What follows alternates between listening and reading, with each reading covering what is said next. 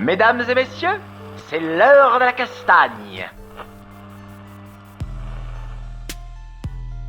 Alors bonjour à tous, aujourd'hui on vous accueille pour un nouvel épisode du Randori.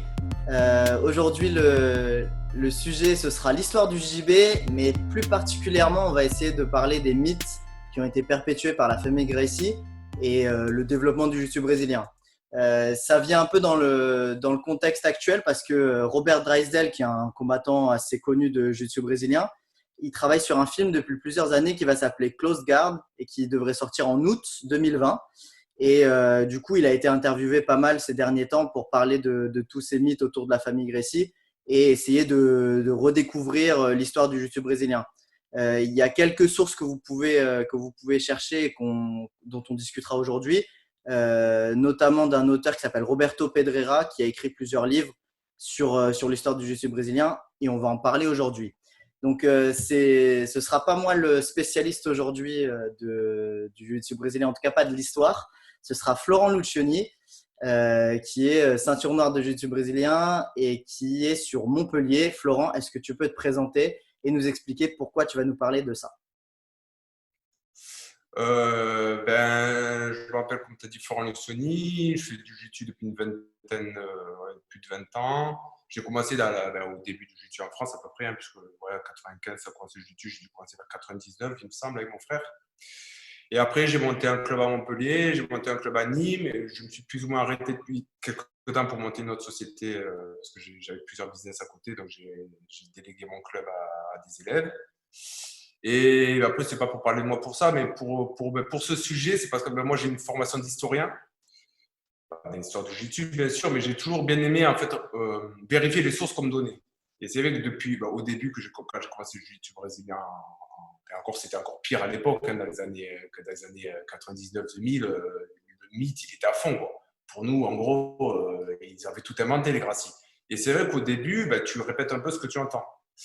Et après, au bout d'un moment, j'ai commencé à réfléchir, notamment quand je suis allé au Brésil. J'ai habité 3 ans au Brésil. Entre 2004, 2005, 2006, j'ai habité au Brésil. Et là-bas, j'entendais des trucs énormes, tu vois. Et quand j'entendais des trucs qu'ils disaient, j'avais l'impression qu'en gros, il n'y avait aucun judoka qui avait jamais fait du sol. Tu vois. Donc, j'étais, qu'est-ce qu'ils racontent, les mecs? Et à partir de là, j'ai commencé à me documenter. Donc, j'ai lu énormément de livres sur l'histoire du jiu-jitsu, notamment les variantes de Choc. Il y a trois épisodes du livre Choc. Il y a 2 autres épisodes du même auteur, Raise. Après, il y a d'autres auteurs. Hein. Mais bon, le but, c'est pas de faire un truc trop lourd, je pense, en citant des auteurs, en citant des trucs, je pense. Hein. C'est plus de faire un truc peut-être général pour les gens.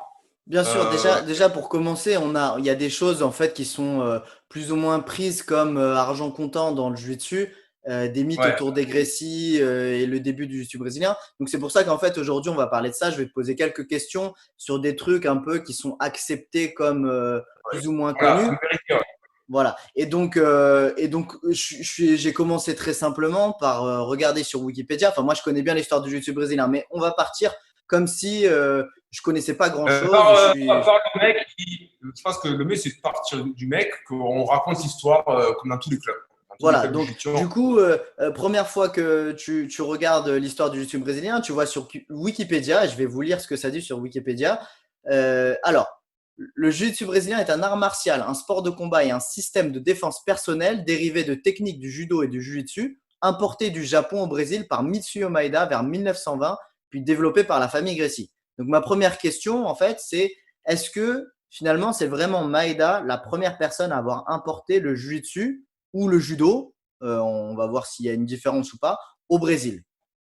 Non, déjà, c'est faux. En fait, ce qu'il faut comprendre, déjà, ça, c'est faux. En fait, ce qu'il faut comprendre, c'est qu'à à la fin du 19e siècle, à partir des années 1868-1970, il y a une révolution politique. Bon, on va pas faire des trucs d'histoire. Il y a une révolution politique au Japon. Le Japon s'ouvre à l'extérieur. C'est à peu près à cette époque que le judo est créé. En fait, il faut vraiment faire la corrélation judo-jiu-jitsu pour que les gens comprennent c'est quoi en fait la différence et c'est quoi les similitudes. Le jiu-jitsu, à la base, c'est une école de combat japonaise qui veut dire, en gros, combat de défense sans armes. Voilà. C'est une école généraliste. Au Japon, il y en avait plein des écoles.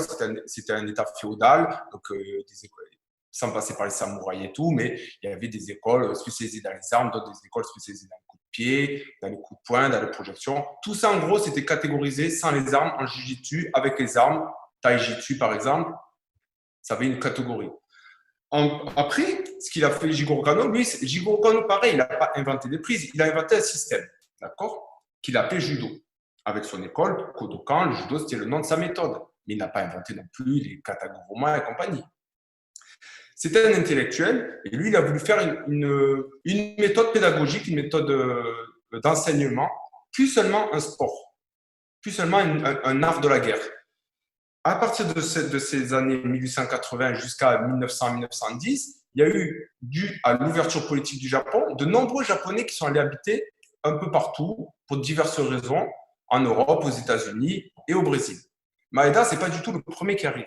C'est faux, ce n'est pas le premier. Il y avait déjà même des Brésiliens qui donnaient des cours de Jiu-Jitsu, ce qu'ils appelaient Jiu-Jitsu, avant que Maeda arrive. Mais des cours de Jiu-Jitsu, il y en avait dans tous les pays. Il y en avait en France, il y en avait en Angleterre, il y en avait aux États-Unis. Les combats de lutte à livre contre Jiu-Jitsu, de boxe contre Jiu-Jitsu, tout ça, ça existait dans tous les pays. Dans tous les pays. Des catcheurs, à la base, c'était des gens qui combattaient contre des judokas, contre des boxeurs. Tout le monde combattait entre eux. Donc, dire que les Gracie ont inventé un truc, non, ils n'ont pas inventé.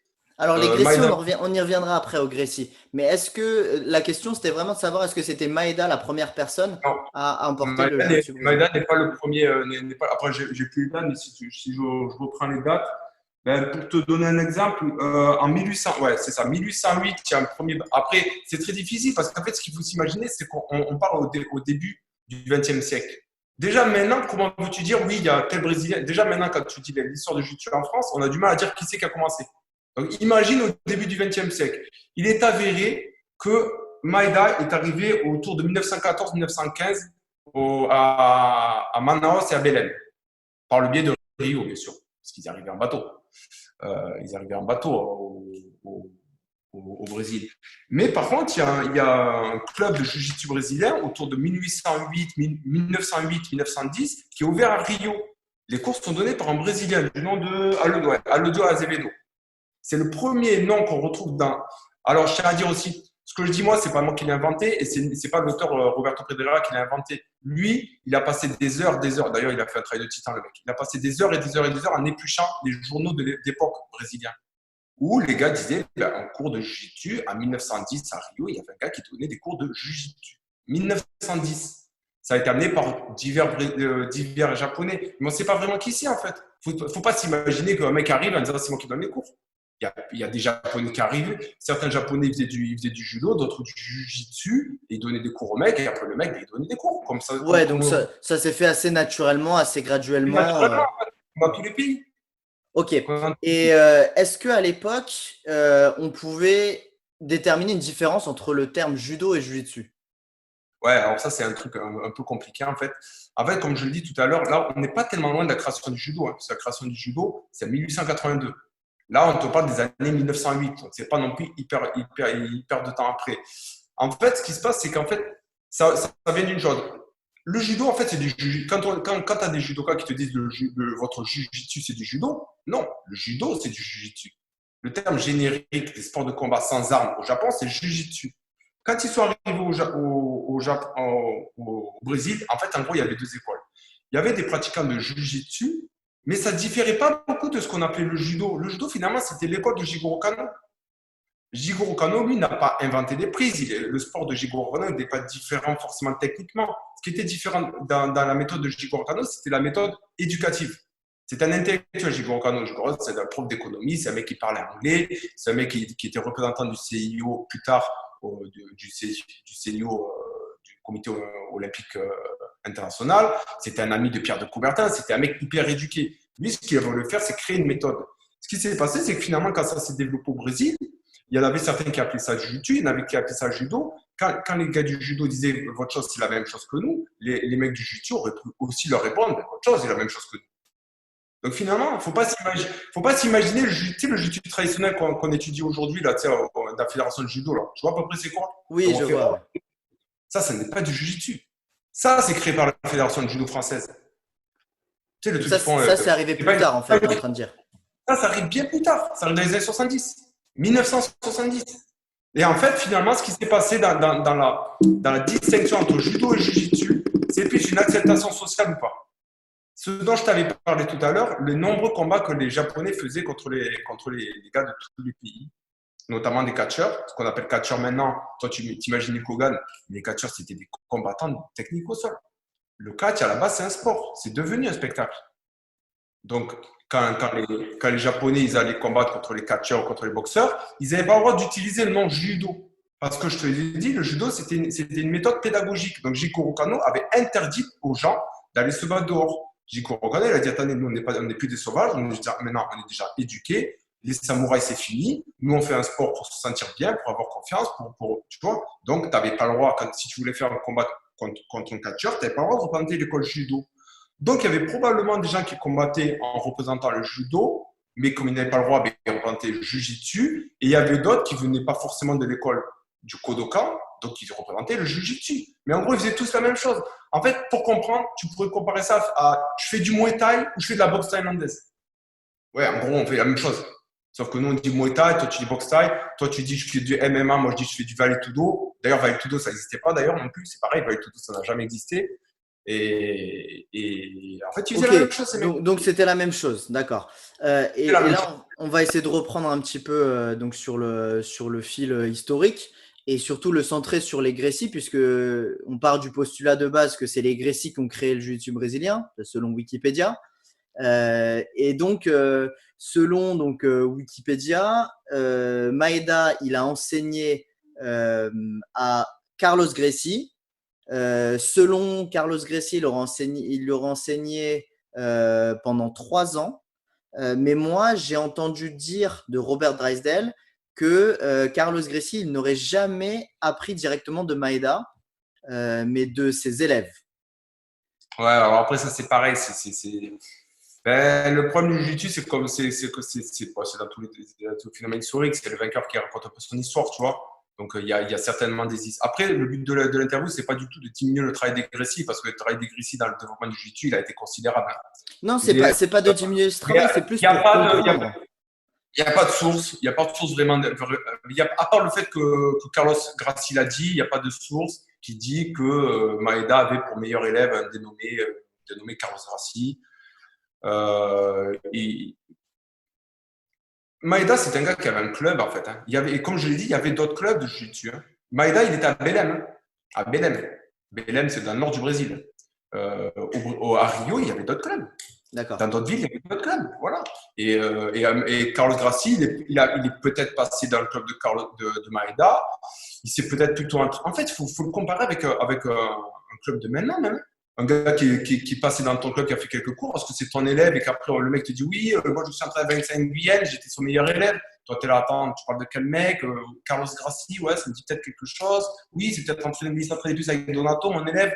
En gros, c'était exactement pareil. Okay. Mais le truc que Carlos Gracie était l'élève préféré de Maeda Nanani, qui lui disait t'es un phénomène, c'est incroyable ce que tu fais, c'est faux. Il n'y a aucun fondement bibliographique qui le dit. Et à part sa parole, il n'y a aucun article de Maeda qui dit je passe ma torche à Carlos Gracie. D'ailleurs, le plus marrant, c'est que le premier club ouvert par les Gracie, c'est même pas eux qui l'ouvrent.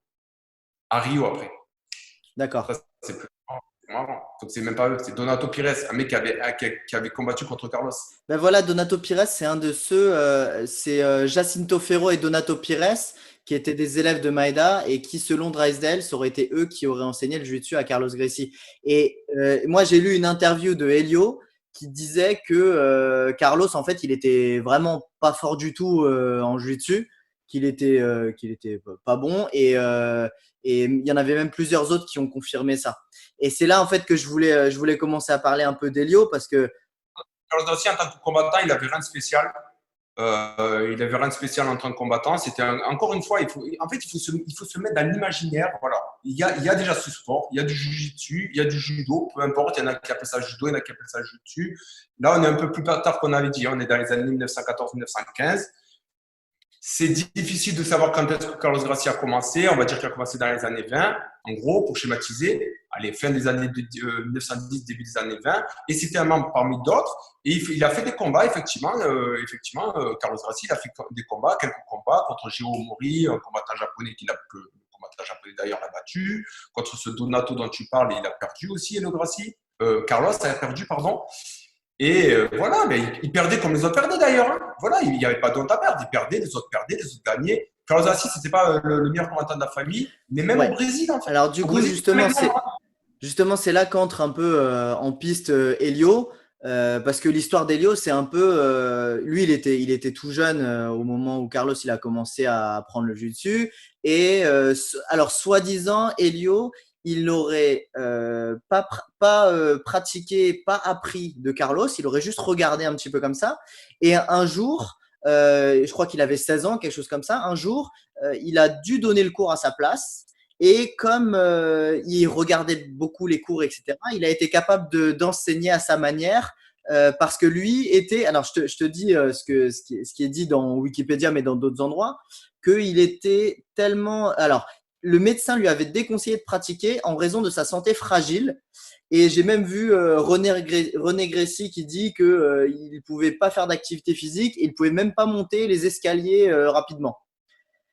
Donc, moi, j'aimerais qu'on discute un peu de ça et de savoir Non, qu'est-ce qui est vrai c'est des dans conneries. cette histoire. C'est des conneries. En fait, là on arrive dans les années 20, dans les années 30. On dépasse un peu ce qu'on était. Donc, en fait, il est convenu que Carlos Gracie, il a ouvert en fait, quand ils disent fondation du Jiu-Jitsu en 1925, les Gracie, c'est pas vrai. En 1925, apparemment, Carlos Gracie commence à enseigner à ses frères. Il a plusieurs frères. Il y en a trois qui sont importants. Il y a Carlos, il y a Georges et il y a Elio. Alors lui, il dit qu'il commence à enseigner à ses frères, mais par contre, c'est qu'en 1930 qu'ils ouvrent leur académie à Rio. Mais c'est même pas eux qui l'ouvrent, c'est ce Donato dont on a parlé tout à l'heure. Donato, qui avait d'ailleurs battu Carlos en combat. Et eux, ils viennent en instructeur de l'académie. D'accord. Finalement, au bout de quelques temps, ce Donato arrête et eux prennent la succession de l'académie. D'accord. En fait, ça s'est passé exactement comme ça peut se passer de nos jours. Hein. Tu as un mec qui voit un club, le mec il arrête et je donne un club. C'était exactement pareil. Je donne le cours, c'est exactement pareil. Et déjà, Helio Gracie, c'était pas un faiblard comme on l'a dit, c'était déjà un sportif. Il était compétiteur en natation, il était compétiteur en aviron. Il dit qu'il avait de l'asthme, peut-être qu'il avait de l'asthme, mais c'était pas du tout le gars tout frêle, pas bagarreur, qui avait peur dans son coin. Oui, moi Moi, j'ai vu des photos. Il était assez costaud. Alors, je crois que ses mensurations, je crois que ses mensurations, c'était 1m64, 65 kilos. Je veux dire, moi je fais 60-65 kilos. il était grand, il était Euh, grand. Ça, bah, c'est les mensurations. Ça, c'est les mensurations de Carlos. Lui, il faisait genre 1m75, 65 kilos. Tu sais, un mec ok. un peu Ouais, grand, voilà, c'est mais toujours. voilà, c'est ce que je veux dire. Il faisait 65 kilos. Regarde, tu vois, donc il faisait 65 kilos. 65 kilos, c'est pas non plus hyper léger. Enfin, je veux dire, voilà. Et d'ailleurs, tous les Japonais qu'il a affronté plus tard ont aussi été légers. Ils font quoi, les Japonais, à part les sumo? Tous ses adversaires d'Helio Gracie, ils faisaient à peu près son poids, à part Kimura plus tard. Bien sûr. Condry, il était léger, il a créé des prises. Jigoro Kano, il faisait combien Oda, grand spécialiste japonais de judo, Mifune, ils faisaient tous le poids d'Helio Gracie. Non, après, comment Helio Gracie a appris? En fait, le problème, c'est que ce qui s'est passé, c'est que le jiu-jitsu brésilien s'est développé mondialement en 93 avec l'UFC. Mais Carlos Gracie, lui, il est mort en 94. Donc, en fait, il ne pouvait pas défendre son point de vue, le mec. Tu vois, c'est comme toi, tu as un frère, vous faisiez du jiu-jitsu ensemble, ton frère est mort, et tu dis, ouais, en fait, il a arrêté mon frère. Bah ouais, mais il n'est plus là pour se défendre, ton frère. Donc, comment il a appris Helio Gracie? Helio Gracie a appris comme tout le monde apprend. En s'entraînant avec ses frères, en s'entraînant avec ses partenaires d'entraînement, en s'entraînant peut-être avec un japonais qui passait. Il y a aussi des rumeurs comme quoi il disait qu'il ne faisait jamais de judo, Helio Gracie, mais il s'entraînait avec des judokas également. Parce que je l'ai dit tout à l'heure, jiu-jitsu et judo, c'était une nomenclature en fait. Finalement, le mec faisait la même chose. Il faisait du combat debout, du combat au sol. Il s'entraînait aussi apparemment avec des judokas argentins quand ils étaient de passage. Il n'était pas du tout isolé à regarder dans son coin. Ok. Et du coup, il y a un autre truc, tu vois, moi j'ai lu une interview d'Elio et puis c'est ce qui a toujours été perpétué. Alors il dit dans son interview, j'ai découvert des techniques de levier pour optimiser la force. Et il met que les modifications qu'il a fait au jiu-jitsu l'ont rendu supérieur au jiu-jitsu qui existait avant et que le jiu-jitsu que le monde connaît aujourd'hui, c'est son jiu-jitsu. Non, il n'y a rien qui prouve ça. D'ailleurs, quand tu réfléchis, le levier, un levier, c'est quoi? C'est Archimède, le levier. Archimède et Newton, la pomme qui tombe de l'arbre. D'où c'est Helio Gracie qui a inventé ça. Un lutteur, quand il te fait un bras à la volée, il fait quoi? Il fait un effet de levier. Un judoka traditionnel, quand il te fait un balayage, il te fait un effet de levier. Un mec qui fait de la boxe taille, quand il te fait un balayage, c'est pareil. Il n'y a rien qui prouve qu'Helio Gracie ait créé aucune technique. Mais d'ailleurs, il n'y a rien qui prouve que Jigoro Kano en judo n'ait créé aucune technique aussi. Enfin, quel gars a créé un coup de poing? C'est pas celui qui a développé le Muay Thai. Oui, c'est très dur de retracer l'histoire de chaque technique. Ouais. Les gens se battent depuis des millénaires. Tu regardes un gorille se battre, il fait des techniques de mise au sol. Les gens se battent depuis. T'es d'accord avec moi que c'est quand même la ligne historique qu'on nous a donnée? Ouais, en fait, moi, quand j'ai commencé le jiu-jitsu comme toi, je pensais qu'il y avait une école Gracie au Brésil qui était totalement différente des autres écoles de jiu-jitsu. Non, c'est faux. Toutes les écoles de jiu-jitsu, c'était là. Voilà, ils faisaient tous la même chose. Moi, au début, je pensais ça. Hein. Non, ils faisaient toutes la même chose. Par contre, effectivement, Helio Gracie, quand il a pris le pas de Carlos, parce que Carlos, comme je t'ai dit, n'était pas un fort combattant. Helio Gracie était un bon combattant de jiu-jitsu quand même. Là, on parle au Brésil. On parle au Brésil, mais il ne faut pas s'imaginer qu'au Brésil, tu as 10 000 clubs. Hein. Quand je te dis, il y avait d'autres clubs, il y avait une quinzaine de clubs, peut-être une dizaine de clubs à Rio et une vingtaine de clubs dans tout le Brésil. Hein. C'était pas non plus la folie, tout le monde fait du jiu-jitsu ou du judo. Hein. Tu vois ce que je veux dire? Il faut se remettre dans le contexte. Hein. C'est un sport hyper marginal. Hein. Mais tu vois, moi, je m'imaginais le truc. Pour moi, c'était, voilà, tu as un jutsuka japonais qui était arrivé, qui montrait des techniques vraiment pures, un peu brutes. Ce que dit les Gracie, hein, un peu brutes, avec beaucoup de force. Et Helio, comme il était super faible, il a été obligé de tout modifier pour utiliser uniquement les techniques de levier. Tu vois, c'est vraiment… moi, j'ai cru ça au début. Après, je vais donner un exemple. Nous, en France, on fait du jiu-jitsu depuis 15 ans. Au Brésil, il y a du jiu-jitsu depuis, on va dire, le 1930. Si on considère que c'est les Gracie qui ont commencé, ce qui n'est pas vrai. On va dire depuis 1900. Eux, pour des raisons que Robert Zezal explique, on en parlera après, ils ont développé le jiu-jitsu au sol. Comment veux-tu que Helio Gracie, il ait créé quelque chose de fondamental alors que les Japonais faisaient ça depuis des centaines d'années? Comment veux-tu que Florent Lucioni ait créé un truc de spécial alors que Rickson Gracie fait ça depuis des centaines d'années? Ça voudrait dire que Florent Lucioni n'a pu créer un truc alors en France? Ben non, moi je me suis entraîné en jiu-jitsu comme plein d'autres et avec l'évolution du sport, effectivement, Vincent Nguyen, ah vas-y montre comment tu fais Vincent, cette prise, ah c'est bien, c'est intéressant, ah Nicolas Régnier, toi tu fais cette prise, ah n'importe quel Français, et après on développe des prises, mais on ne crée pas un sport. Tu vois ce que je veux dire? C'est comme dire le mec a créé tel mouvement au basket, il a créé le basket. Ben non, il a ajouté une prise, il a ajouté un mouvement, voilà. Mais non, Helio Gracie, il n'a rien créé techniquement. Il a peut-être développé des prises comme les autres développés à côté aussi. Tu vois ce que je veux dire? Bah, du coup, si ça te dérange pas, on va parler un petit peu des combats de Helio. Parce que moi, c'est pareil, j'ai lu pas mal de choses là-dessus. Et on parle souvent en combat référence pour le jiu-jitsu, un combat vraiment de référence, c'est le combat entre Kimura et Helio Gracie. Est-ce que tu peux raconter un petit peu? En fait, ce qui se passe, c'est quand même Helio Gracie, c'est quand même autant Carlos était un faible combattant, Helio Gracie c'était quand même un combattant de renommée à Rio, on va dire. Dans le jiu-jitsu, il faut toujours se mettre, on est dans le monde du jiu-jitsu. Hein. On n'est pas en train de te dire non plus Helio, tout le monde a peur de lui et c'est le mec le plus redouté de Rio. Mais en tant que pratiquant de jiu-jitsu, ce dont on a parlé, c'était un sport qui était relativement pratiqué, c'était un combattant respecté. D'accord? Un combattant qui était très respecté d'ailleurs, c'était son frère Georges.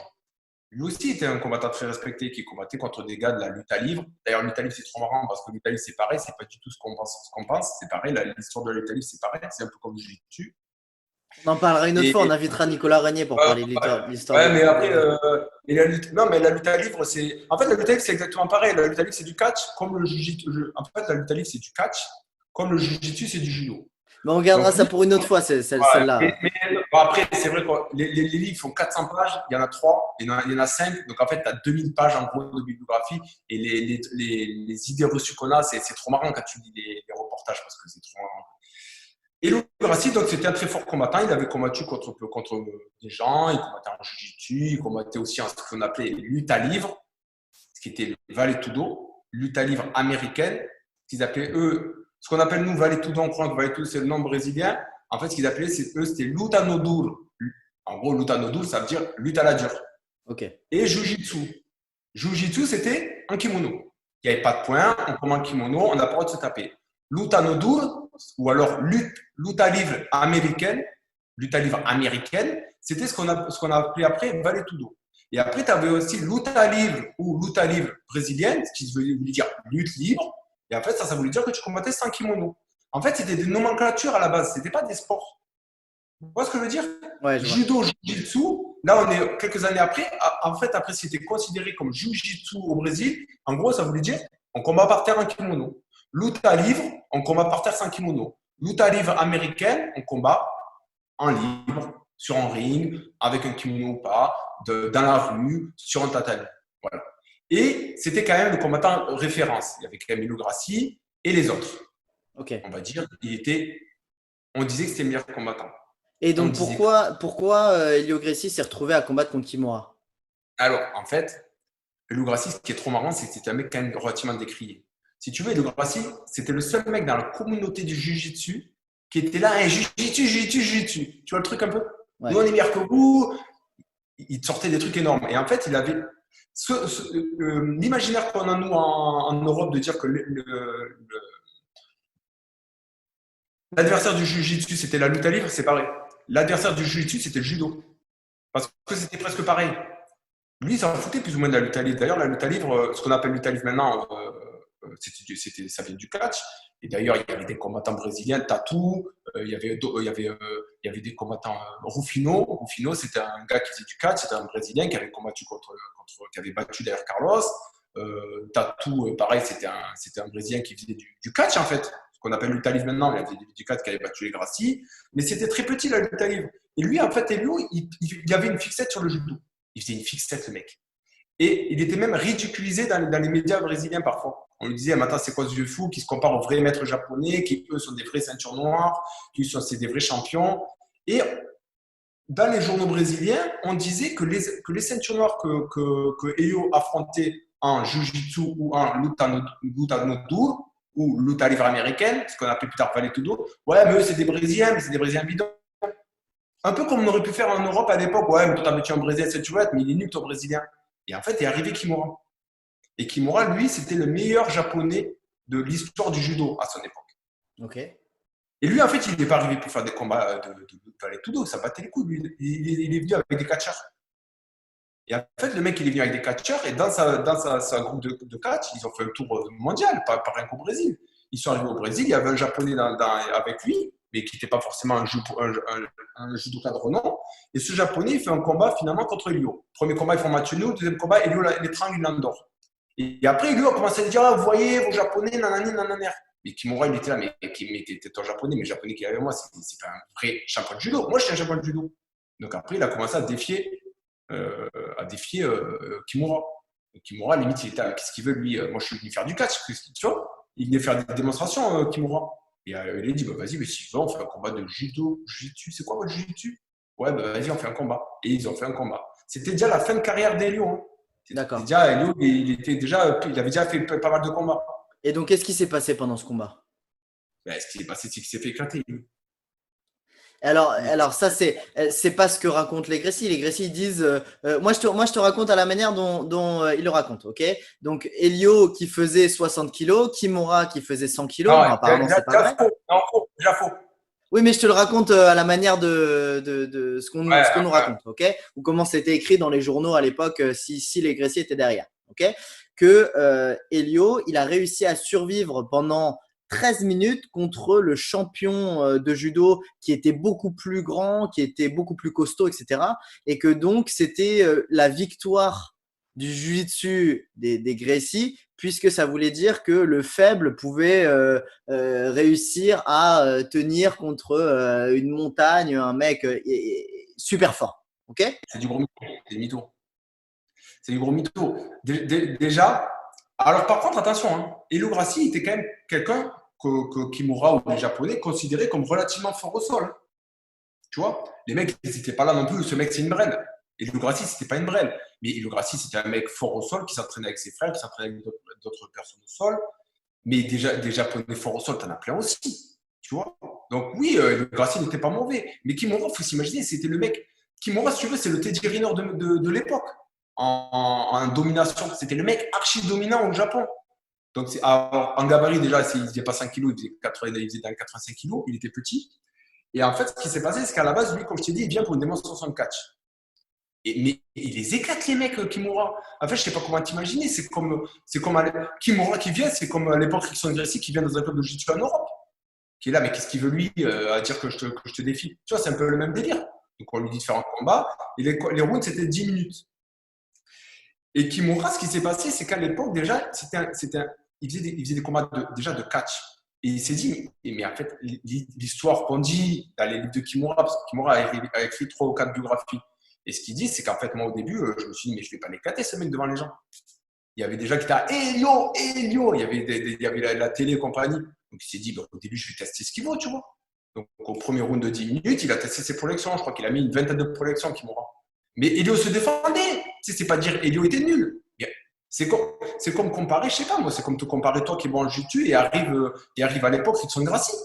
T'es pas nul, mais attends, mais on compare pas les mêmes niveaux. Le mec, c'est le plus grand champion de l'histoire du Japon, Kimura, en judo. Il était 4 fois tenant du titre de All Japan Championship. Donc c'était une légende au Japon, Kimura. Et donc pendant les 10 premières minutes, il s'amuse, il le fait tomber. Un bon sparring, voilà. Ouais. Sparring, ils vont pas trop au sol, ils tendent des clés, Elio il sort de certaines clés, Elio se défend. Elio il était connu comme ayant un jeu très défensif. Il était connu comme ayant une très bonne défense. Donc Kimura a probablement été un peu surpris. Mais en fait, comme toi, quand tu combattes, après, c'est exactement comme toi qui combattrais avec un petit ceinture bleu. Un petit ceinture bleu qui a une bonne défense, tu t'en fous un peu, des 10 premières minutes, tu regardes, tu vois qu'il commence à faire le mot, tu dis, vas-y, prochain round, je t'expose. C'est un peu ça l'idée. Tu vois un peu pour que les gens comprennent un peu la mentalité du mec. Ouais, je vois. Deuxième round, entre le deuxième round, le mec, le japonais qui s'était fait battre par Elio, dit vas-y, éclate-le, il commence à prendre de la graine les mecs. Il a regardé, il a fait bon, vas-y, et après il a fait tomber, il a projeté, Elio s'est défendu. Elio était connu pour l'utilisation de sa garde, tu sais, avec les jambes connues à Rio. Donc l'autre, il a passé la garde, il a fini un Kimura et terminé, voilà. Il a arraché le bras, l'autre n'a pas voulu taper. C'est Carlos qui s'est interposé. Elio Gracie, il a dit oh, j'ai pas tapé, parce que c'était Elio Gracie. Et par contre, Kimura, tu sais, la mentalité japonaise, c'est bien, tu t'es bien défendu, bravo, mais pas en mode t'es super fort. Comme toi, tu pourrais dire quand tu combats contre un mec ceinture violette. Ah, c'est bien, voilà. Je suis étonné, tu as une bonne petite garde, voilà. C'était pas genre, ouais, Kimura a parlé de Gracie pendant des années après. Ouais, donc c'est loin d'être le combat référence qui peut dire que le jiu-jitsu.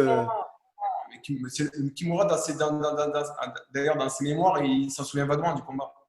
En plus, ça m'a toujours paru bizarre parce que finalement, c'est le japonais qui bat le brésilien avec une soumission qui maintenant est très connue dans le jiu-jitsu brésilien.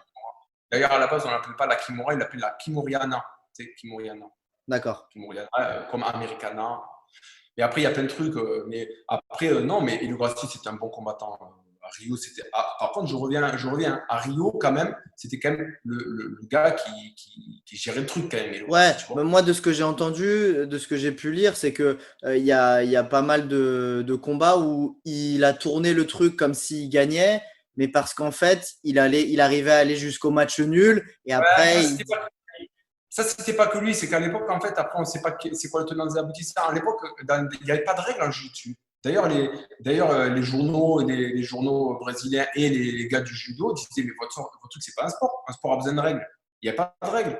Donc, en fait, c'était des combats parfois des rounds de 10 minutes, parfois des rounds de 30 minutes. En fait, ils décidaient sur le tas, tu vois. Et à la fin, comme il n'y avait pas de points, ben, il n'y avait pas de vainqueur. Donc, comme Elio Gracie, il avait un jeu défensif, mais il faisait beaucoup de matchs nuls. Alors après, est-ce qu'il faisait des matchs nuls parce que comme il savait qu'il avait une bonne garde, il préférait gérer comme ça, ou est-ce qu'il n'avait pas les solutions techniques pour gagner et du coup, il allait jusqu'à la fin? Ça, personne ne peut le dire. C'est pas dans la tête d'Elio Gracie. Tu vois, il y a certains qui disent oui, en fait, il finalisait pas parce qu'il savait pas finaliser. Il y a certains qui disaient ça, les Japonais. Ben oui. Ou même des journalistes brésiliens. Les journalistes brésiliens disaient ah, il attend jusqu'à la fin parce qu'il ne sait pas comment faire contre les Japonais. Parce qu'en fait, il faut s'imaginer qu'à l'époque, il faut se remettre dans le contexte européen. On a le jiu-jitsu brésilien, tu as un Français qui n'est pas mauvais, qui fait un match nul contre un Brésilien. On disait quoi il y a 20 ans? Ouais, mais il n'a rien fait. Tu vois ce que je veux dire? Ouais. Mais là, c'était pareil. Les journaux japonais, même les journaux brésiliens, par contre, quand Elio Gracie gagnait des combats, ils disaient ouais, c'est bien, Elio Gracie a gagné. Par contre, quand il faisait un peu des trucs défensifs et tout, ils avaient aussi leur libre arbitre. Ils disaient oui, mais le Japonais, il a dominé, Elio Gracie, il n'a rien fait. Ça, il y a plein de combats qui sont décrits comme ça. Qui sont décrits la très bonne défense d'Elio Gracie, malgré les attaques du Japonais, le combat se finit en match nul. Voilà. Mais après. Et alors moi, j'aimerais qu'on parle un petit peu, en fait, de quel moment, quelle période le judo et le jiu-jitsu, ils ont pris, en fait, des chemins séparés. Parce que on a bien compris qu'à la base, c'était juste les Japonais, ils ont décidé de, au bout d'un moment, appeler ça judo, et les Brésiliens, ils ont gardé le terme jiu-jitsu, mais il n'y avait pas vraiment de différence. Tout le monde faisait à peu près la même chose. Mais il y a un moment où ça s'est séparé.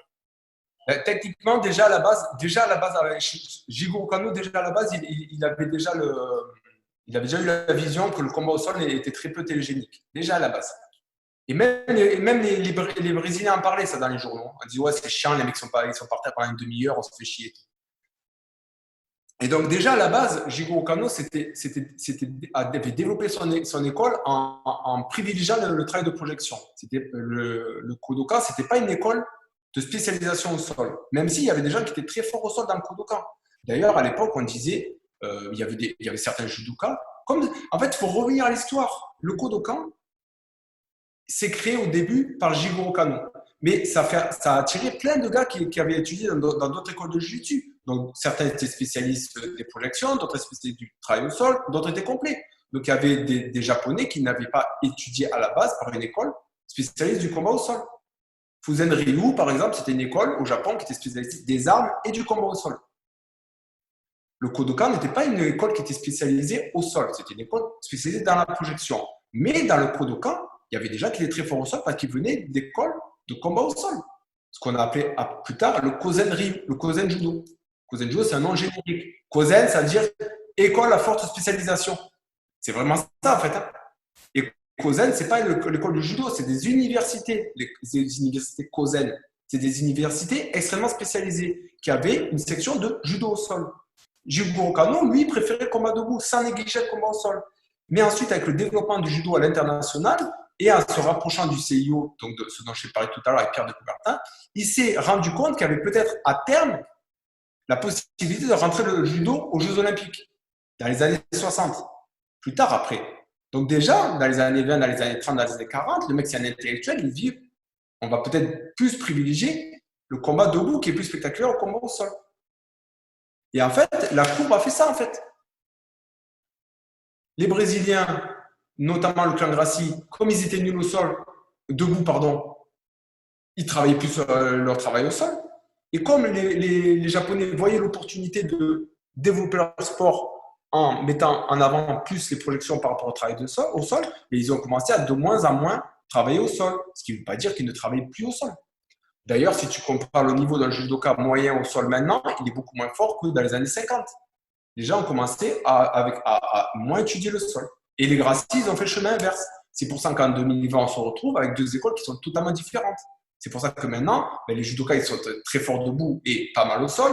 Et les judokas sont nuls debout et très forts au sol.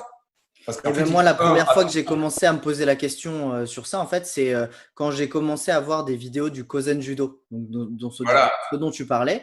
Et en fait, quand tu vois certaines vidéos de Kozen Judo, tu vois certains pratiquants dans les années 80 faire de la riva, faire de la X-guard, faire vraiment du jiu-jitsu brésilien comme tu le connais aujourd'hui. Et en fait, oui, sûrement même avant, exactement.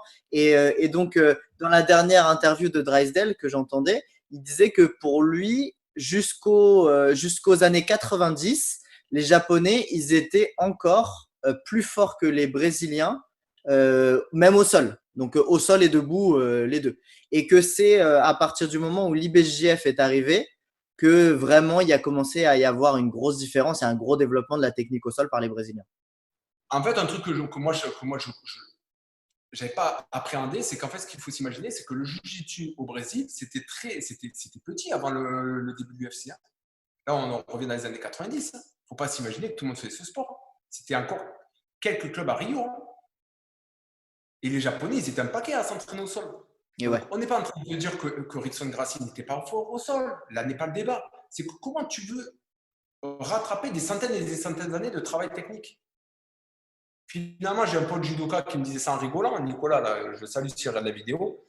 C'est un peu ceinture de judo et ceinture de jiu-jitsu. Et il me dit, en fait, la chance qu'ont eu les Gracie, c'est que les judokas ont arrêté de faire du sol. Et il y a un peu de ça. Mais ce que je veux dire, c'est pas pour critiquer les Gracie. Moi, je suis ceinture de jiu-jitsu. Mais les gens, on disait ça au début, les gens ont deux bras, ont deux jambes. Donc, en fait, un Japonais, il n'a pas le droit d'inventer une technique au sol, mais un Brésilien n'a pas le droit d'inventer non plus. Tout le monde peut développer des sprites. Tu développes des sprites en t'entraînant. Tu le vois maintenant avec les Norvégiens qui font le biringulo mieux que le frère Mendes, etc., etc. Mais c'est normal, ils sont plus grands que les autres, quoi. Et puis, ils peuvent bien développer des prises en Norvège ou dans n'importe quel pays. Les gens ne sont pas cons. Ce qu'il faut se penser, c'est que le jiu-jitsu brésilien, techniquement, il était en retard. Nous, on pense que c'était en avance, c'était en retard. Moi, j'ai des vidéos d'un maître Oda. Cherchez sur Internet, tu as des vidéos sur YouTube. Mais toi, tu parles des années 70. Mais moi j'ai des vidéos de Kozen Judo chez moi où les mecs font le berimbolo dans les années 30. Mais tu vois sur la vidéo, un épisode trop marrant. Il y avait j'étais ceinture de jiu-jitsu et moi déjà, je commençais à m'intéresser à ça. J'avais déjà vu des cassettes et tout. J'ai un pote qui s'appelait Elso, d'ailleurs, peut-être qu'il va regarder parce que c'est un pote brésilien qui parle français, qui habitait en France avec nous. Il était 5e degré de chez les Gracie. 5e degré, je te parle dans les années 2005. Un ami personnel de la famille Gracie. Et lui, il me sortait ses aberrations. C'est Rose Gracie qui a inventé le triangle, c'est lui qui a inventé ci, c'est De La Riva qui a inventé De La Riva. De La Riva, c'est mon maître, c'est mon prof. Mais penser que c'est De La Riva à Rio qui a pensé, tiens, je vais mettre ma jambe à l'extérieur de l'intérieur pour bloquer le mec, c'est être un peu naïf quand même. Comment tu veux penser qu'en des années, même depuis que les gens se battent par terre, il y a un mec qui avait eu de faire ça quand même pour empêcher l'autre de bloquer. Et lui me dit non, c'est lui qui a inventé. Un jour, je lui montre la cassette d'Oda, je dis écoute, regarde cette cassette chez toi, tu viens en parler. Et le mec, quand il est revenu, il était livide. C'était en gros, il y a un mec d'une secte qui m'a dit un truc et en fait, on m'a montré que c'était faux. Il avait vu la vidéo, il a dit mais attends, mais c'est dans les années 20.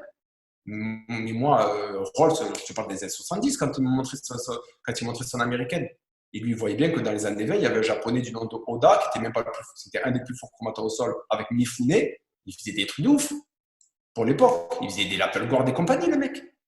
Parce que c'était des spécialistes du combat au sol. Faut s'imaginer ça. C'est pas des judokas comme vous l'imaginez maintenant, les gars, qui regardent la vidéo. Faut s'imaginer des spécialistes de combat au sol qui passent des heures à travailler au sol au Japon entre eux.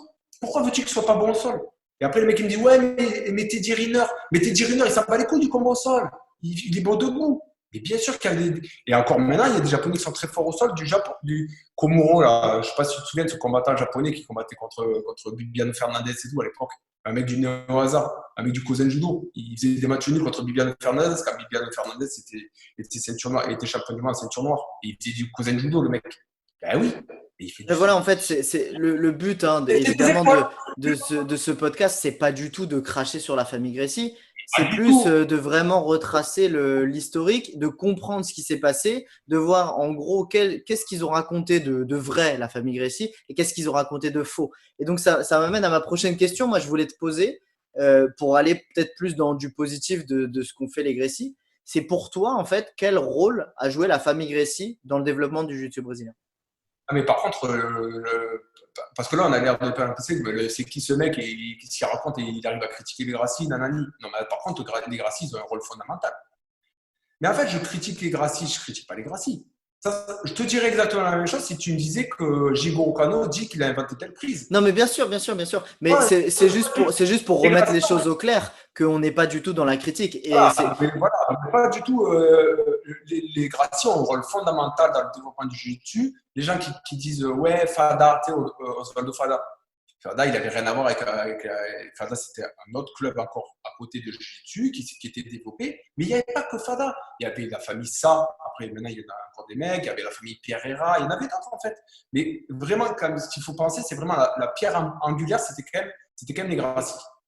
Notamment Carlos, parce que Carlos était le manager, l'organisateur, et Elio, lui, c'était le mec qui était à fond. Je vais défendre le Gracie, je vais défendre le jiu-jitsu, nananer. Mais à l'époque, il n'y avait pas d'école Gracie jiu-jitsu. Hein. C'était école de jiu-jitsu Gracie. Comme école de jiu-jitsu Nguyen. Mais donc, tu vois, mais donc, on a établi que les Gracie, ils n'ont pas vraiment réinventé le sport. Non, techniquement, ils n'ont rien inventé, ça s'est établi. Par contre, ils ont créé. Non, en fait, ils n'ont pas créé de technique comme Jigoro Kano n'a pas créé de technique, mais si, ils ont développé le jiu-jitsu brésilien, puisqu'avant, il n'y avait pas de jiu-jitsu brésilien. Et donc, en fait, comment ils l'ont développé? En faisant un sport déjà qui était opposé du judo. Donc, le judo, c'est une forme éducative et le Gracie, lui, il ne veut pas de ça. C'est vrai quand même que quand on compare l'influence de Carlos et Elio, il a quand même fait le gros du travail. Quand tu regardes, Carlos, il a quand même pas fait grand-chose. Donc, c'est quoi comme travail? C'est un travail de communication, finalement? Déjà, c'est un travail de communication, faire parler son sport. Et après, c'est un travail ensuite de mentalité. Nous, on fait pas du judo, on n'est pas là pour marquer des points, on est là pour se battre. Ça joue. Ça, c'est mon chat qui monte, tu vois. C'est la mentalité. En fait, il faut penser que c'est deux sports différents, deux sports pareils à la base. Il y en a un qui va vers le sol, il y en a un qui va vers le debout. Mais surtout, c'est la mentalité des Gracie. Pour eux, le jiu-jitsu, c'est un sport de combat. Eux, ils voulaient revenir à la mentalité du début, des samouraïs. D'ailleurs, ce qui est trop marrant, c'est qu'Hilo Gracie, c'est ce qu'il disait. Tu sais, quand on a déjà dû te le dire, toi. Tu sais, quand tu dis, ouais, mais c'est quoi ça par terre, à vous faire des câlins, vous êtes des homos ou quoi? Et Hilo Gracie, il lui disait ça des judokas. Ah ouais. Et le Gracie disait, ouais, vous êtes là, vous baladez, nous on est là pour se taper, vous inventez des points. Et le Gracie, il disait que les Japonais avaient inventé le judo pour faire un sport qui va dépraver la jeunesse brésilienne et l'éloigner du vrai jiu-jitsu qui est le jiu-jitsu de combat. Il disait ça, le mec. Pour lui, les sports de combat, et le Gracie, après politiquement, on peut en parler pendant des heures parce qu'il était trop marrant, le mec. Mais c'était un mec à l'ancienne, le Gracie. Hein. Il portait ses couilles quand même. Parce que tout à l'heure, on critiquait, genre, il s'est fait exploser par Kimura. Mais il faut t'imaginer, c'était quoi Kimura quand même. C'est comme toi, tu arrives fort le Sony chez 70 kg, je me tape tes 10 runners. Tu vas des couilles quand même. Tu dis, vas-y, toi, je te prends, moi, je suis du jiu-jitsu. Tu vois et le Gracie, donc non, il a quand même développé son sport. En fait, il a développé son sport à l'opposé de Jigoro Kano. Jigoro Kano, il a voulu faire une méthode éducative basée sur la compréhension avec le partenaire, nanana. Et le Gracie, lui, il s'en foutait de ça. Et le Gracie, il était là, c'est quoi ces conneries? On est là pour se taper, vous n'êtes pas des gars, vous n'êtes pas des filles, on est là pour se taper et pour montrer c'est qui le meilleur. Voilà, c'était la mentalité de Gracie. Et ensuite, à partir de cette mentalité, ben, il s'est rendu compte que son sport n'était pas un sport. Et la période un peu dorée du jiu-jitsu brésilien chez Hilo Gracie, c'est dans les années 50. Les 50, le combat de Gracie contre Kimura, le combat de Gracie contre Vladimir Santana, son élève. D'ailleurs, ce combat, c'est trop marrant l'histoire. Le combat de Carlson Gracie contre ce même Vladimir Santana. Le combat de Vladimir Santana contre Ivan Gomez.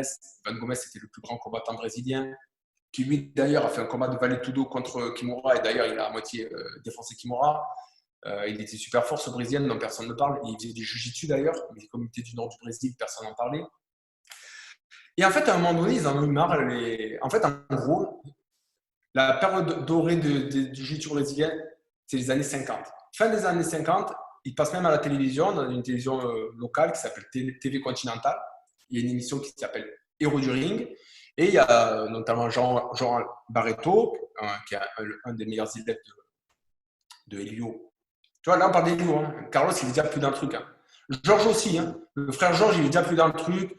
Le frère Georges, il a commencé à dire, ouais, ça me saoule, votre truc de lutte à Domodo, lutte à livre américaine, c'est bon, arrêtez de vouloir vous battre avec tout le monde. Tu vois, déjà, il y avait des. Ouais, c'est vraiment Helio là qui porte le drapeau. Helio, c'est vraiment le mec, il s'embrouillait avec son frère en disant, ouais, t'es un traître et tout. Hein. Vas-y, on se tape. L'autre, il était, vas-y, arrête du fou, laisse-les faire du judo. Tu vois le truc? Tu vois, il ne faut pas s'imaginer tous les Gracie étaient des gros mecs qui embrouillaient tout le monde. Pas du tout. Il y avait en fait, l'une des plus grosses qualités d'Helio et qui a mené au développement du jiu-jitsu brésilien, c'était aussi le fait d'être hyper têtu et de vouloir absolument. D'ailleurs, quand on dit les mecs du jiu-jitsu brésilien s'entraînent qu'un jiu-jitsu brésilien, déjà c'est faux. Mais Georges Gracie et tout, dans son club, il y avait des cours de lutte à livre, il y avait des cours de boxe, il y avait des cours d'arts martiaux. Il y avait vraiment que Helio qui, lui, était à bloc jiu-jitsu. Et finalement, il s'est rendu compte que ça commençait un peu à gaver les gens quand même. Tu vois, après, c'est très long, hein, là, on résume. Ça commence parce que les gens trouvaient que le jiu-jitsu d'Helio Gracie, c'était une méthode très défensive. Ensuite, ils avaient aussi du mal à trouver des adversaires. Donc, en fait, ce qui s'était passé, c'est que Carlson, il avait affronté des lutteurs, mais des catcheurs, des catcheurs qui ne faisaient plus du catch tel qu'on le faisait au début des années 20. En fait, ce qu'il faut s'imaginer, c'est qu'au début des années 20, le catch, c'est un sport de combat. Et ça devient un sport de spectacle. Pourquoi? Parce que les gens en ont marre des combats. Parce que les combats, des fois, ça finit à match nul. Des fois, il ne se passe rien.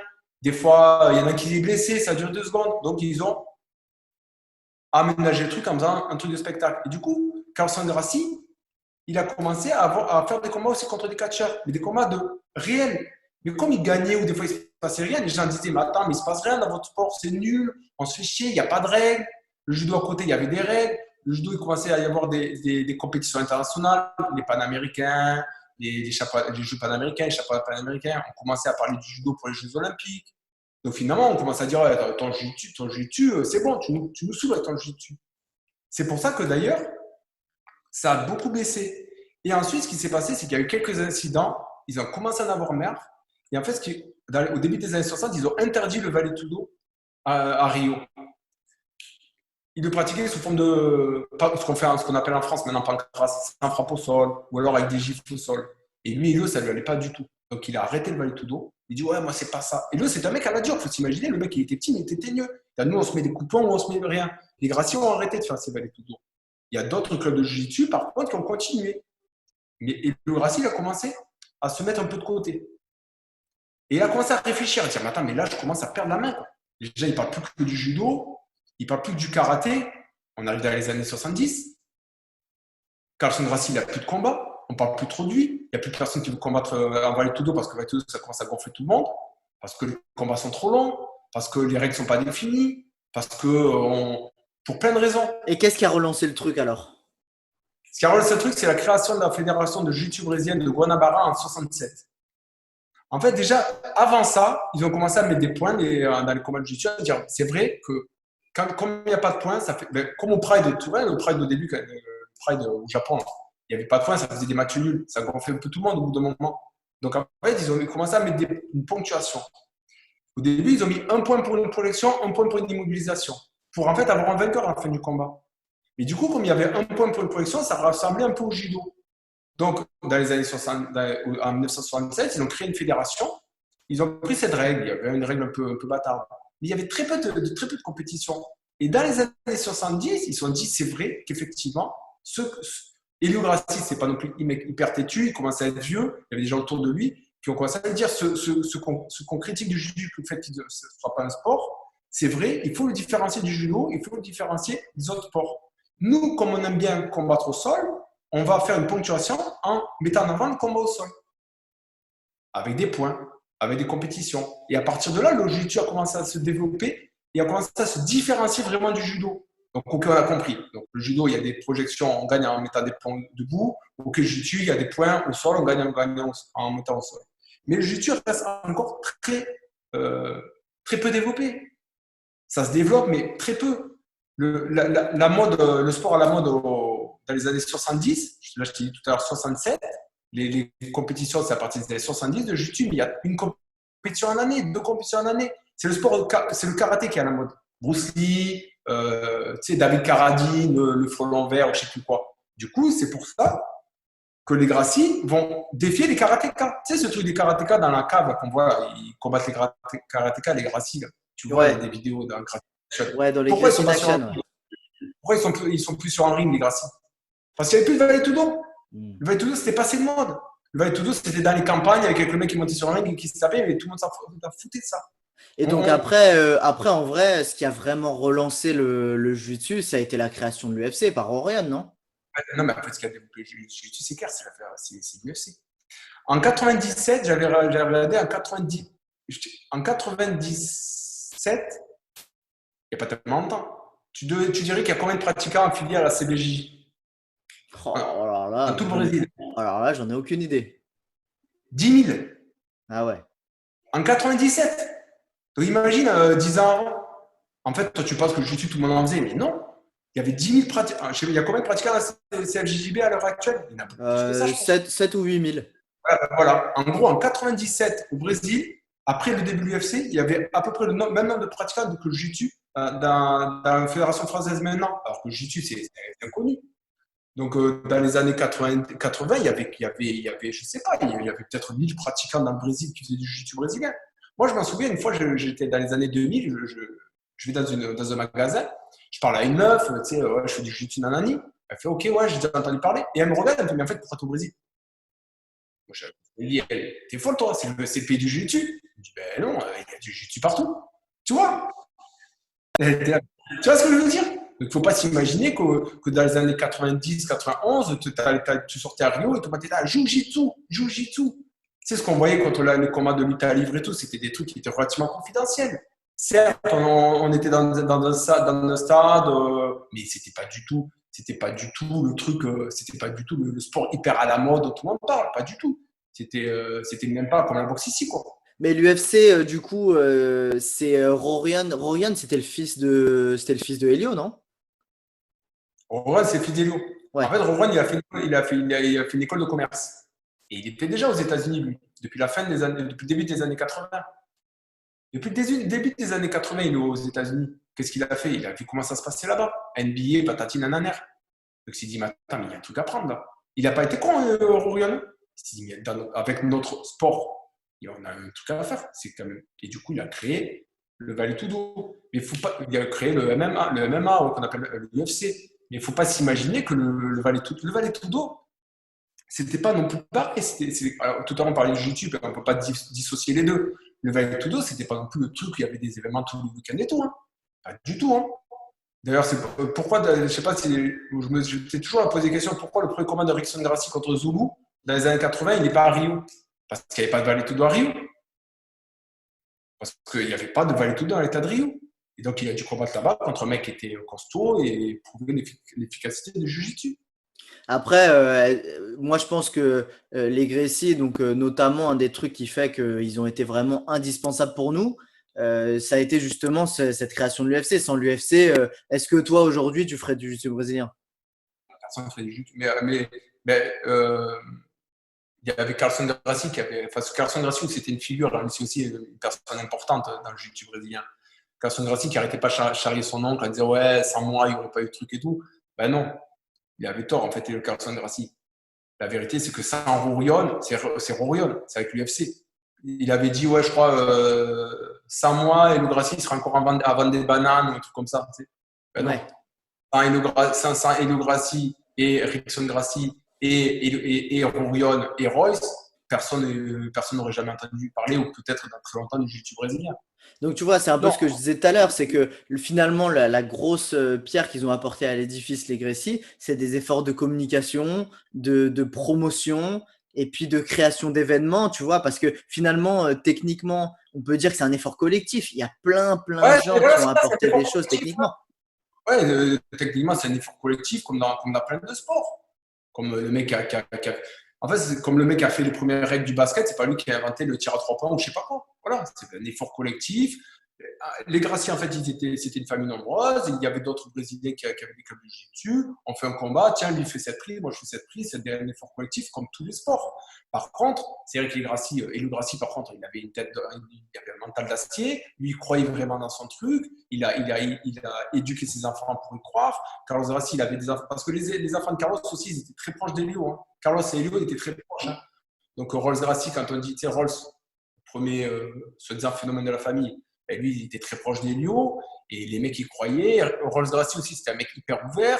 Il avait vu le potentiel éventuel. Il est allé aux États-Unis. Il a fait des compètes de sambo.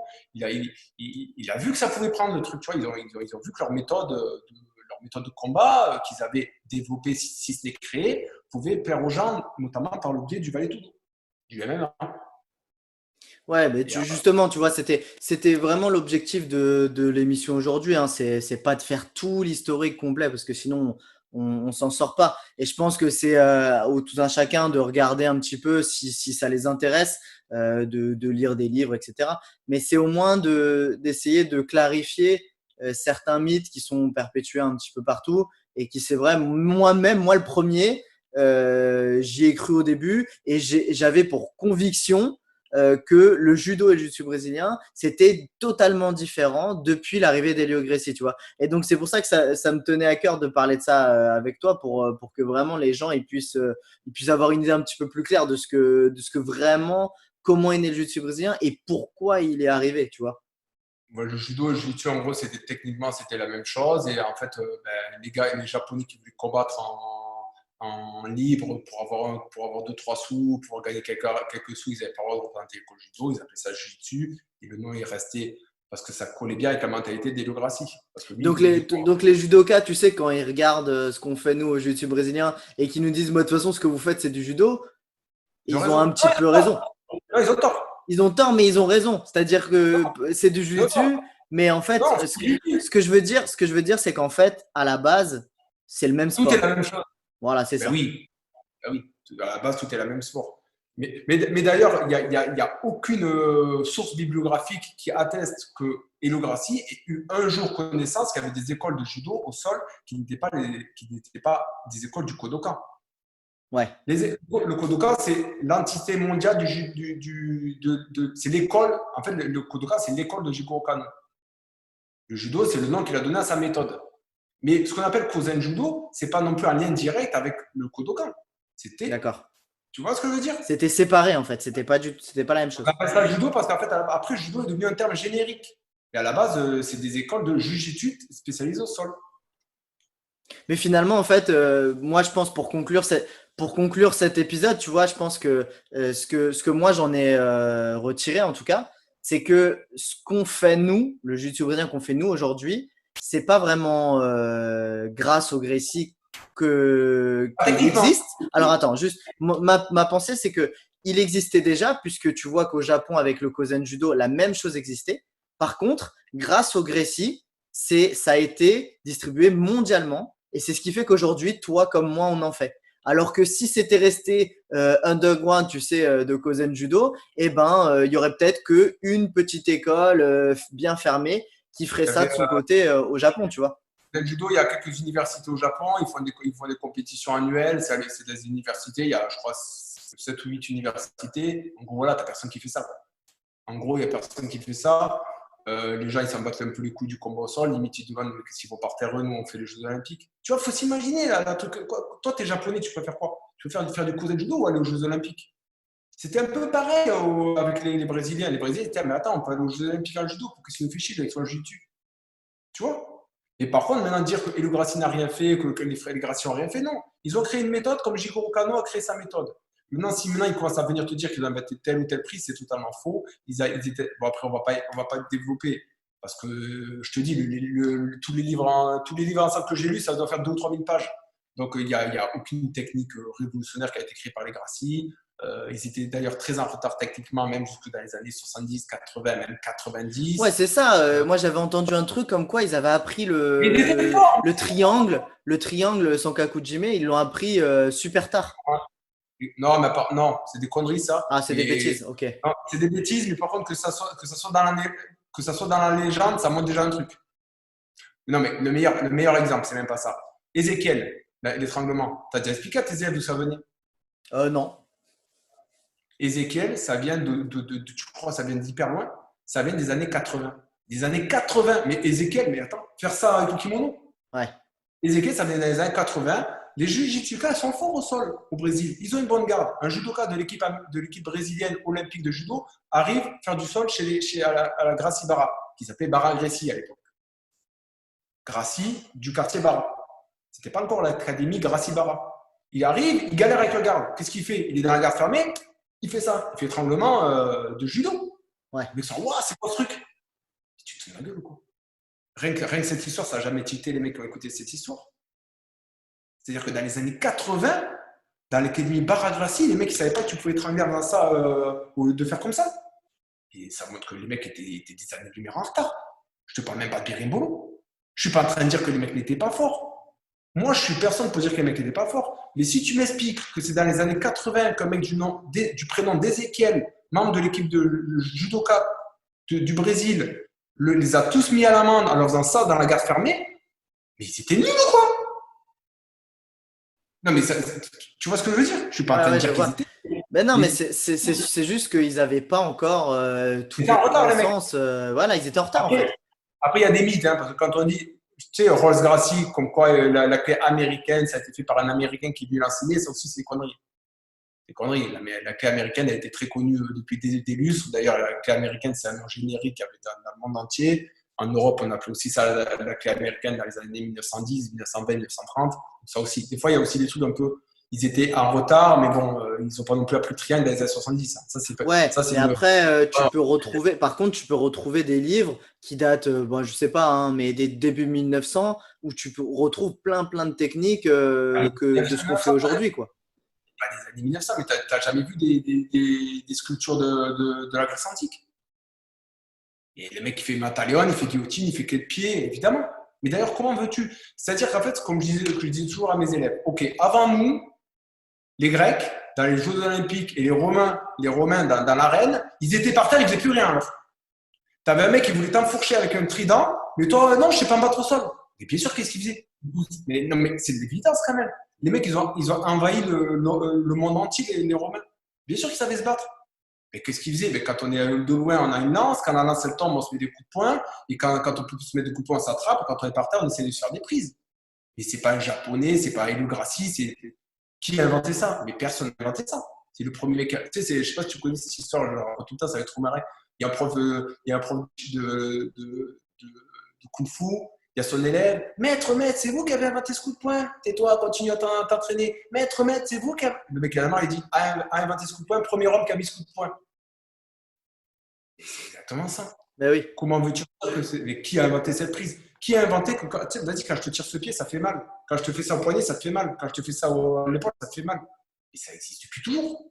Après, les gens créent un sport. Donc, les gens, avec une méthode, avec des envies, ils ont créé une méthode qu'ils ont appelée judo. Les Gracie, avec le temps, etc., ils ont créé une méthode qu'ils ont appelée jiu-jitsu, puis après Gracie jiu-jitsu, puis après jiu-jitsu brésilien pour la différencier. Voilà, mais les Gracie ont créé leur méthode de combat.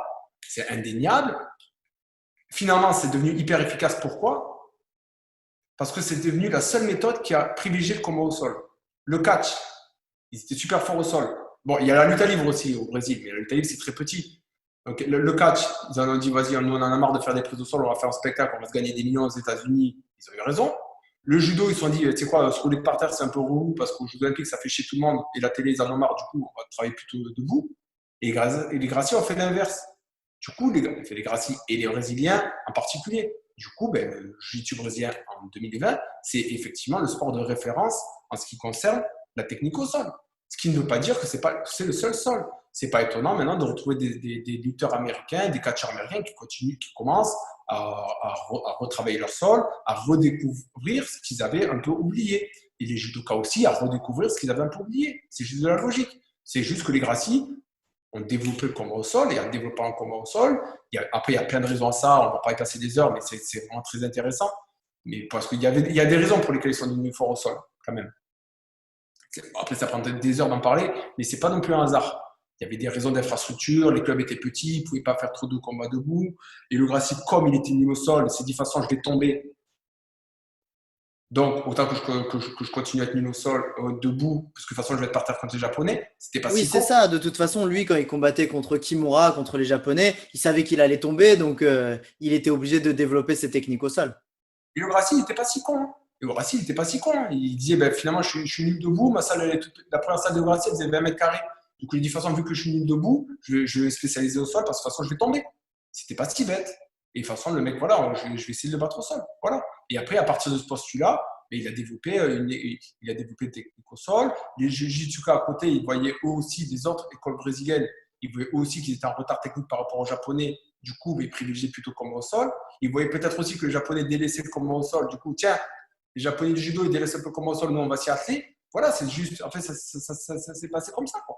Et après, Et donc, pour les auditeurs qui voudraient approfondir un petit peu, tu leur recommandes quoi comme source, comme livre? Franchement, il y en a plein des livres. Mais vraiment, le truc que moi j'ai préféré, bon, après, ça fait bateau, c'est le livre Choc.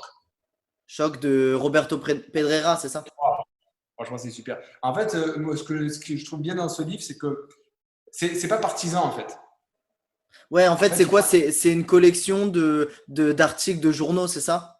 non, il n'y a pas de collection d'articles parce Il n'y a pas que que c'est ça? trop lourd, mais en fait, il analyse les articles de journaux qu'il a lus. En fait, il fracasse pas non plus le Gracie. Hein. Il fracasse pas non plus le Gracie. Il dit qu'on trouve rien qui atteste que tel mec ou tel mec a créé ça. Voilà. Et il dit que dans les années 30 ou dans les années 40, il n'y a personne qui dit qu'il y a un Gracie Jiu-Jitsu. Il y a du Jiu-Jitsu pratiqué par quelques clubs, parce que plein, ça pourrait penser qu'il y a des clubs au Brésil et à Rio et à Sao Paulo qui font du Jiu-Jitsu. Et il y a quand même ce petit Elio là qui est quand même pas mal et qui en veut. C'est ça l'histoire. Tu vois? C'est quand même le mec qui est quand même, il est quand même là. Mais voilà. Mais c'est vrai. Mais après, le livre, il est lourd. Hein. Les livres, ils font. Et il y 400 en a, pages. il y en a plusieurs, non? C'est ça, il y en a 3. Tu Ah, recommanderais, si je devais en choisir que un à lire? tu peux pas parce que c'est par période. D'accord. Le premier, il va de 1800, ça va en 1850. Je crois le premier, en fait, le premier, ça commence. Tu vois, non, pardon. Il y a Waze. Waze, c'est hyper exhaustif. Là, par contre, Ouais, il y a deux craze et il y a il y a deux trois chocs. de près, c'est sur le Jiu-Jitsu, un au Japon et l'autre aux États-Unis et un peu partout dans le monde. C'est pour ça que c'est intéressant à savoir parce qu'en fait, tu vois qu'il y avait plus ou moins des combats libres entre Jiu-Jitsu, catcheur et tout. Il n'y en avait pas qu'au Japon, il n'y avait pas qu'au Brésil, pardon. Il y avait dans tous les pays. En France, les Français étaient hyper réputés d'ailleurs. Les Français étaient hyper réputés pour ça, pour faire des combats libres. Les Anglais étaient hyper réputés. Et donc, les 2 premiers livres Croix, c'est sur cette période. Le premier livre Croix, c'est la période au Japon. Deuxième livre Croix, c'est la période quand le Jiu-Jitsu japonais se répand dans le monde, donc notamment en Europe et aux États-Unis. Premier livre Choc, c'est ce dont on a parlé tout à l'heure, fin du 19e siècle, début du 20e siècle. Et après, les 2 livres suivants, ça arrive jusqu'à 1999, je crois, le dernier Choc. Donc, en fait, il faut tout lire. Hein, parce que Ok. Et après, je pense qu'après, on aura une super ressource avec le film de Drysdale qui s'appellera Close Guard. Je pense que ça va être pas mal. Ça va partir sur celui-là. Après, il y a d'autres livres que j'ai lus, mais plus partisans, tu vois. Il y en a d'autres où clairement, c'est le tour de Jiu-Jitsu et tu sens le truc. Oui, voilà, mais ça c'est un peu moins intéressant. Et c'est pour ça que je te dis, le film de Drysdale, il va être pas mal parce que lui, il essaye d'être objectif, il essaye de vraiment montrer quelle est la vraie histoire. Il essaye de pas être non plus trop contre les Gracie, mais en même temps, il veut pas non plus trop les vexer. Donc ça, je pense, que ça va vraiment être intéressant. Et moi, en tout cas, j'ai vraiment hâte de le regarder. Et après, ouais, mais par contre, après, il y a pas de débat, hein, quand même. Dire que les Gracie, c'était des guignols qu'ils auraient fait compagnie, pas du tout. Hein. Tu vois? Non, bien sûr, justement, je pense que c'est ce qui va être intéressant dans ce film, c'est qu'il va vraiment montrer les deux facettes, parce que Drysdale, il a été un peu critiqué, parce que dans plusieurs interviews, quand il parle de cette histoire, justement, les gens ils lui ont dit ouais, mais toi, tu critiques les Gracie. Et donc là, ces derniers temps, je trouvais qu'il essayait de bien expliquer que, au contraire, les Gracies avaient eu un rôle super important, etc. Donc je pense que ce film, en tout cas, vraiment, il va être intéressant pour les pratiquants de jiu-jitsu, parce que ça permet d'avoir une vraie idée de ce qu'est notre histoire, parce qu'on pratique un truc. Et en fait, on s'est basé sur des choses qui n'étaient pas vraiment véridiques et vérifiées. Tu t'es basé, t'as écouté l'histoire comme tu as raconté. Exactement. C'est comme t'as un pote, il s'est séparé de sa meuf, il te raconte l'histoire de la séparation et toi tu racontes cette histoire. Exactement. Il m'a dit, ça s'est passé comme ça. C'est ça. Donc voilà, on va clôturer ce podcast sur l'histoire du jiu-jitsu. Ça m'intéresse. Ouais, mais c'est sûr, il y a plein de choses qu'on peut discuter sur l'histoire du jiu-jitsu, mais tout le monde n'a pas fait d'études en histoire comme toi, Florent. Moi, j'en ai pas fait. Et non, mais après, tu dis ça en charrière, mais je pense que ça éveille un peu de curiosité, quoi. Non, carrément, c'est très intéressant et c'est pour ça que… Ouais, la bombe, on m'a dit elle est tombée tel jour, mais c'était eux qui avaient fait ça. Toi, attends, qui t'a raconté ça, tu vois, quand même, je pense que j'ai quand même plus, par rapport aux gens, plus tendance à aller chercher les faits, quoi, à aller dire, attends, on m'a dit tout depuis des années, mais en fait, j'écoute comme un con. C'est pour ça que je vous invite vraiment à lire les livres si vous pouvez. Et puis si vous avez des questions à poser à Florent plus précisément, vous pouvez l'embêter sur Facebook et lui envoyer plein de messages privés. Allez, salut tout le monde. Ciao.